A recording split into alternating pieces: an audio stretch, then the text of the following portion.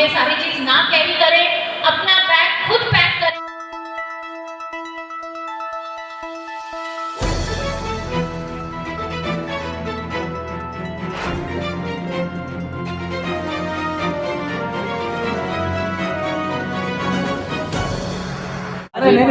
आज हमारे साथ है शाहिद सैयद जी मैम, ये कुवैत से हैं और यूएई में जो फंसे हुए हिंदुस्तानी हैं उनको लाने का एक सराहनीय कार्य करते हैं।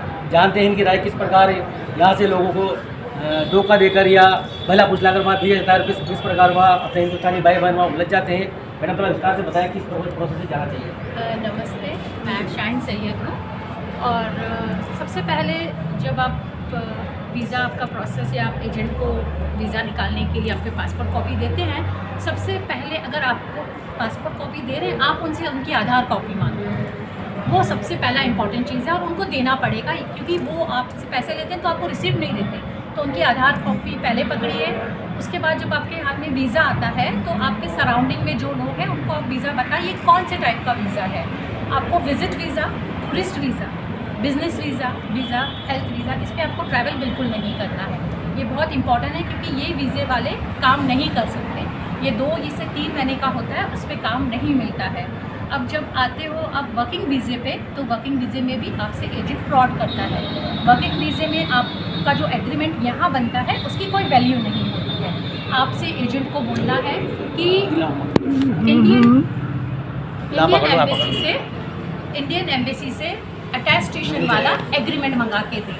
अगर आप उस एग्रीमेंट के थ्रू जाते हैं तो आपका जो स्पॉन्सर है या कंपनी स्पॉन्सर है उसके कुछ पैसे खर्च हो जाते हैं, पर उसका आपको 2 साल तक बेनिफिट मिलता है।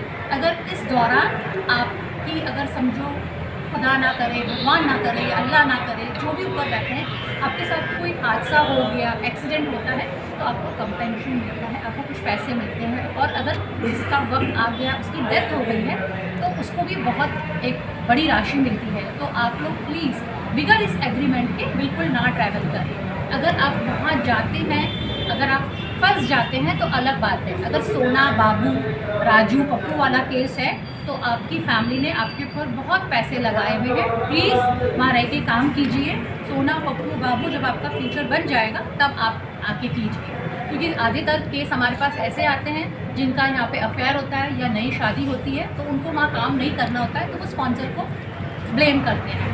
दूसरी बात है, अगर आप वहाँ चले भी गए हो, आप डोमेस्टिक विजिट पे गए हो तो आपको ये डोमेस्टिक मतलब आप खाद्य का माली हो गया, घर खाते का हो गया, इसमें लेडीज़ भी आती है, उनको खद्दामा बोलते हैं, खद्दामा खाते। आप वो वीज़े पे जाते हो तो आपको ऐसा लगता है तो आप नई धरती पे आए हो और आपको वहाँ की ज़बान नहीं आती, तो आपको थोड़ा एडजस्ट करने में टाइम लगता है। 2-3 महीने पहले ऐसे होता था कि लेटर वगैरह लिखे जाते थे, जवाब आता था घर वालों का कि भाई अब गए हो दूर तो आप रह जाओ। अब ये व्हाट्सएप ने बेड़ा गर्क कर दिया है।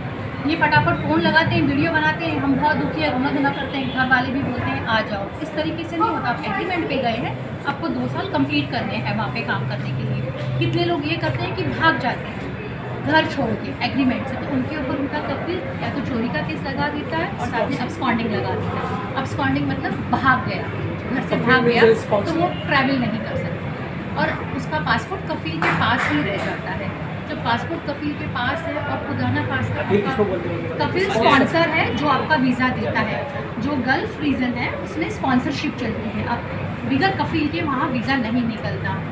अगर आप वहाँ समझो आप गए और आप घर से भागे, आप घर से भाग गए, कभी आपका एक्सीडेंट हो जाता है, हमारे पास केस आते हैं, डेड बॉडी होती है, उसके पास उसकी कोई पहचान वो ही नहीं है, मैं ना पासपोर्ट कॉपी है ना सिविल आईडी, जैसे आधार कार्ड है वहाँ सिविल आईडी होता है, वो भी नहीं होती क्योंकि घर से भागा हुआ है वो। तो ऐसे बंदे को हम कहाँ ढूंढेंगे, उसकी फैमिली को।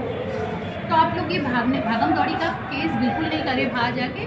हम जैसे लोगों का अगर आप गूगल करोगे कि गल्फ में कौन हेल्प करता है तो आता है, बहुत सारे मेरी तरह और भी भाई बहन है जो हेल्प करते होंगे, उनका आता है नंबर, उनके सोशल मीडिया अकाउंट पे जाके या तो आप उनसे हेल्प लें या इंडियन एम्बेसी में चले जाएँ। और जो कंपनी में काम करते हैं उनका एक प्रोसीजर होता है। आप कंपनी से समझो आजकल वो तलेबात वाला बहुत चल रहा है, यहाँ से बहुत लोग जाके आपके बिहार यूपी से बहुत लोग फंसे तो उनको बाइक दी जाती है, मोबाइल दी जाती है, उनको काम नहीं करना होता है, मोबाइल बाइक के साथ चले जाते हैं। बिल्कुल ना करें ऐसे, आपके ऊपर चोरी का इल्ज़ाम केस लग सकता है, आपके ऊपर ट्रैवल बैन हो जाता है, आप वापस इंडिया नहीं आ सकते। आप एक फॉलोअप है, आप जाइए वहाँ पे शोन में जाइए। शोन मतलब लेबर कोर्ट होता है जहाँ पे आपकी सुनवाई होती है। अगर लॉयर के थ्रू जाओगे, थोड़े पैसे, आप इतने सारे पैसे खर्च करके जाते हो परदेश, अगर थोड़े माह खर्च करोगे लॉयर के लिए, क्योंकि आपको वापस आना है।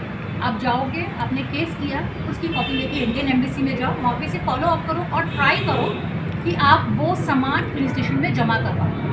उसके बाद आपका केस सॉल्व होता है, वापस आ जाते हैं। औरतों को ज़्यादा करके मेरे ख्याल से मेरी एक ही रिक्वेस्ट है सरकार से कि हाउसमेट्स हमारी परदेश जाके काम नहीं करें, हमारी औरतें यहाँ ही काम करें। उनको इतना मतलब इतना आप काम वगैरह जनरेट करो, या पर उनको वहाँ पे जाके किसी के दूसरों के घर में जाके बर्तन वगैरह घसवाना, ये बिल्कुल ठीक नहीं है।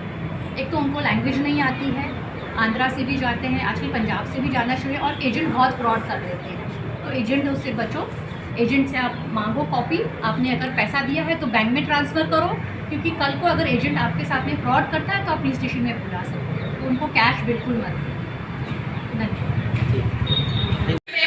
और मैंने हजारों भारतीयों को ही नहीं, बांग्लादेशी भी है उसमें, पाकिस्तानी भी है उसमें, नेपाली भाई बहन भी है उसमें, और काफी देशों के लोग हैं जिनको मैं वापस घर भेज चुकी हूँ और ला चुकी हूँ।